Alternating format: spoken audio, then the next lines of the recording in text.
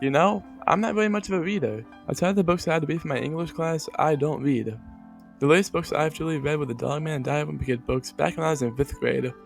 I tried to get into One Piece a couple times, but that might be just above my level. I'm just not good at imagining things, like a funny joke or a jam-packed action scene, but I still enjoy a good story from time to time. I'm beginning the visual novels now and really enjoying them. Games like Coffee Talk, Ace Attorney, and I Love You Colonel Sanders, a KFC dating simulator, are all visual novels that I enjoyed. Recently, I got the itch and decided to try a new visual novel, a little less known than the previous three, Boston Nights.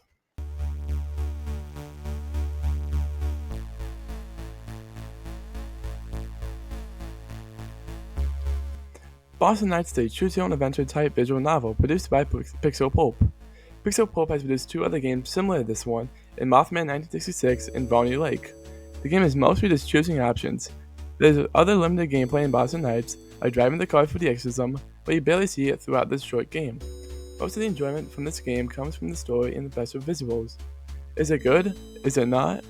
That's what I'm here to tell you. But first, a little background info.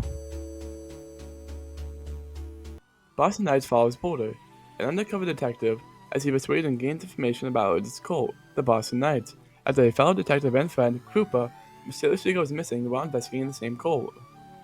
The cult is run by Tony, a charismatic yet manipulative leader. The cult is filled with other charming yet insane people such as Monique, Vincent, and Luca, especially Luca. The Boston Knights are a really mysterious cult where all its members drive Ford Sierras, which they sleep in and perform root exorcisms on. They also regularly attend religious meetings led by Tony. Throughout your journey investigating the Boston Knights, you also meet a few other characters such as Kevin, a bartender, and Lou, a journalist. Okay, now that I got that background story info out of the way, time to get into the review.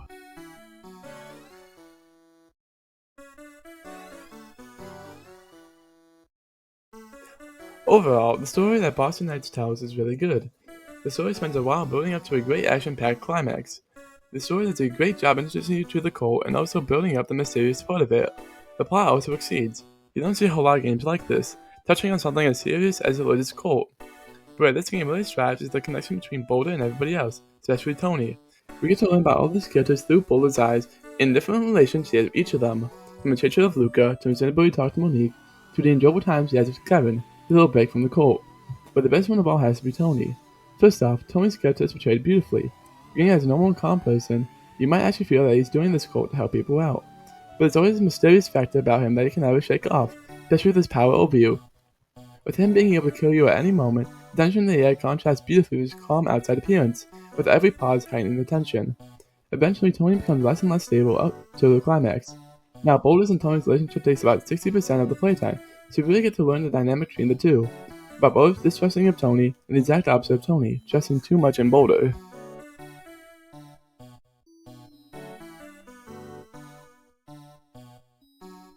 Now, as I said, the story is great, but doesn't hold a candle to the animation. The game replicates CGI animation using only pink, red, and blue. This works really well and gives the game a unique style that you never really see nowadays. All the shots give you enough to get interested, but not enough to give away the entire story, kind of building on the mystery of the cult. Especially at the climax, the animation can really make the atmosphere intense. Okay, so I know I've been really positive about this game, but there's one gigantic problem with this game.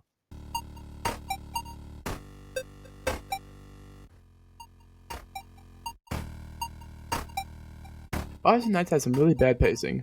For a game that is only 2 hours long, which is a bit on the long side, the drop comes in with only 5 minutes left. You get the drop, the high action scene, and boom, it's done.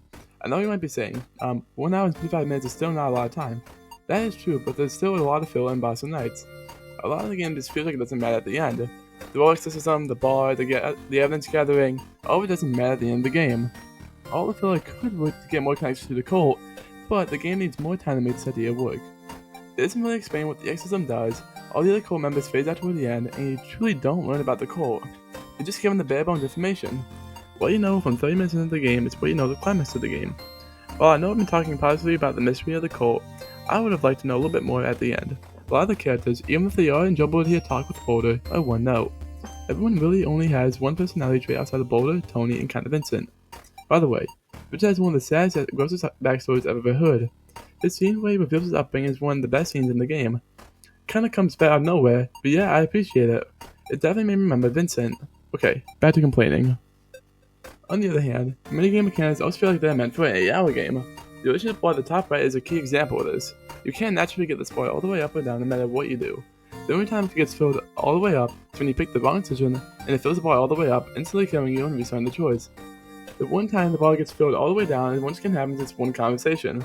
I know this may sound like a lot, but it really only gets used that one time I just talked about. It also kind of moves in the serious factor of the cult. As you can see, everybody thinks about you, except Tony. Another game mechanic that feels like it's made for a longer playtime is the evidence mechanic. A couple times throughout the game, you can go to your family's fake grave and put evidence on these cards. Each card corresponds to a certain group of evidence, such as the evidence had 4 signatures. Then, you put the evidence in the correct card. As you can guess, the evidence doesn't change a thing. It makes this even worse that you can't tell in-game whether you got the evidence correct. You can't even tell if you have all the evidence.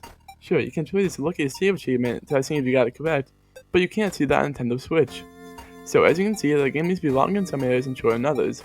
Individual scenes are well paced, especially the climax, but overall, the whole game's pacing throws off and makes the grand reveal feel a lot more disappointing. Now, I'm going to say a quick little thing on the reveal. Skip to here if you don't want any spoilers. Okay, 3, 2, 1, let's go. The reveal, even though it's well paced and has good action, feels kinda disappointing. The entire helicopter fighting crash are really good, don't get me wrong, I have no complaints about that. It's well paced and has some of the best animation in the game, but the reveal that Tony killed Koopa is easier to see than the Atlantic Ocean. The game raises the main question surrounding the cult, but doesn't really try to hide the fact that Tony 100% killed Koopa. But overall, the ending was good and definitely made the game worth it.